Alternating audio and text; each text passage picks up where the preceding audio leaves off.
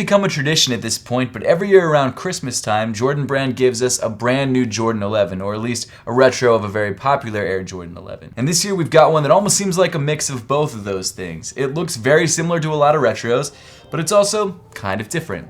Not that different, just kind of different. What's up everybody, I'm Seth Fowler, and today I'm reviewing the upcoming Air Jordan 11 Jubilee.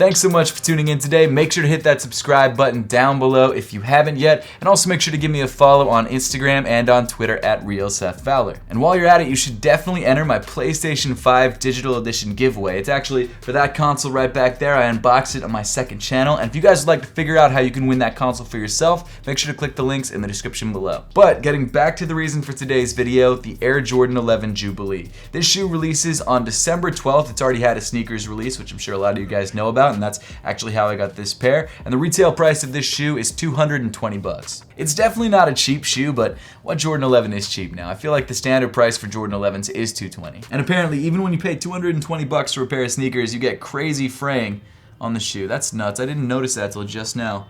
That's actually really annoying. But before we actually get into the shoes themselves, let me show you the box that they come in, because it's actually been completely redesigned for this 25th anniversary Air Jordan 11. So if you're just looking at the outside of the box, it kind of looks like your standard Air Jordan 11 box. You've got your little pull hole right there, or what you think might be a pull hole. It comes in this matte black, and then you've also got this glossy metallic silver finish on the other side of the box. But what's interesting about this box is the way that you open it. So unlike your standard Air Jordan 11 box where you just pull on the pull hole and the drawer comes out and you can see the sneakers there, or even the more recent OG style boxes where you just kind of lift off the top, this one is actually a split box, and I gotta say, it's pretty cool. So the way that you open the box is you go down to this little corner right here, pull it out and lift it up, and then you pull down this other corner right up here, and there you go. Kind of a weird way to open up a sneaker box, but I'm into it. Another little change up that Jordan Brand made on the packaging for this sneaker is actually the paper, which comes in white with a metallic silver Jumpman and also a metallic silver 2020 and 1995, which is the year that the Air Jordan 11 first came out. It's definitely cool that they're trying something different with their packaging design. Not many brands change up their packaging that often, and I'm always a fan of when a brand tries something different. But getting back into the sneaker itself, as you may have already picked up by this point,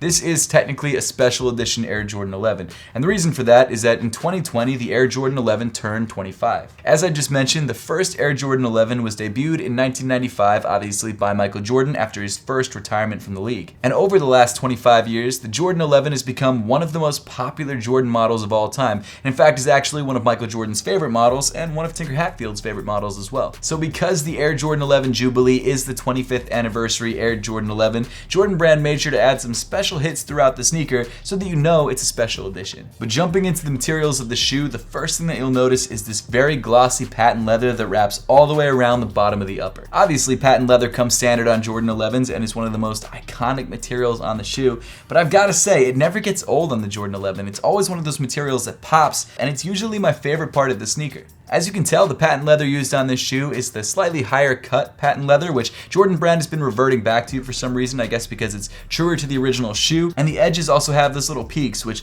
I don't think people really like, but again, apparently it's true to the OG. The portion of the upper that's above the patent leather is of course that standard black mesh, which we've all grown to know and love on the Jordan 11s. And of course, you've also got those iconic nylon straps in black that hold the laces in place. Now, one of the main differences on the Jubilee Air Jordan 11s is how they incorporated the Jordan text along the top of these nylon lace loops. And it comes in this really cool sort of metallic silver and also kind of rubbery TPE material. So this Jordan branding was included in some of Tinker Hatfield's original Air Jordan 11 sketches, and that's why it made its way onto the Air Jordan 11 Jubilee. And to be honest with you guys, I'm actually kind of into it. I'm glad it's not on every single Air Jordan 11. I feel like it would be a little bit too much, but on this special edition shoe, that little touch makes it feel that much more special. Pre-laced on the shoe, you've got your black rope laces, and underneath those laces, you've got a black mesh tongue. Then in the center of the tongue, you've got your Jordan patch, which this time around comes in leather and also features a metallic silver Jumpman. Again, a nice little detail that kind of separates this Jordan 11 from standard Jordan 11s. Moving inside the shoe, you've got a black sock liner as well as a black insole that features the Jumpman and the number 25 printed on the heel in silver. Something that I really love about that 25 detail is that it's printed in the same font as the 23 on the back of the Air Jordan 11.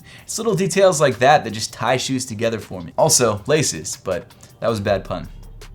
As far as sizing and fit goes, this Air Jordan 11 fits just like every other pair of Air Jordan 11s, which for me is true to size, but for you it might be something different. So, as I always suggest, if you have the chance to try this shoe on first before you buy it, or if you have a friend who has a pair of 11s and you're the same size, try on that shoe first before you buy this shoe, just to make sure you're grabbing the right size for you. Because at the end of the day, $220 is a lot of money to pay for a pair of sneakers that doesn't even fit. Then moving back in the shoe towards the heel, you've got this lightly tumbled black leather that on the lateral side actually features a silver metal Jumpman. It's obviously not real silver, it's definitely more of like a chromed cheap metal, but it looks good, it feels metal to the touch, and that's really all that matters. It's a nice pop too. I think it looks really great on the back of this sneaker. In fact, the back of this shoe is probably my favorite part. Speaking of the back of the shoe, towards the top of the ankle, you've got your 23 branding in metallic silver, also coming in this sort of rubberized TPU material. Then moving down on the shoe, you get to this matte white Air Jordan 11 midsole, and then on the medial side of the shoe, in the midfoot, you've got your carbon fiber shank plate. Finally, rounding off the shoe, on the bottom of the sneaker, you've got this sort of creamy or milky colored semi-translucent rubber outsole, accented by light gray pods on the forefoot and on the heel. All that being said, the Air Jordan 11 Jubilee is a solid 25th anniversary sneaker. I tried to avoid this in the review, but I feel like I just have to say it. It looks a lot like the Space Jam 11s and the 72 and 10 11s. I mean, a lot like the 72 and 10 11s,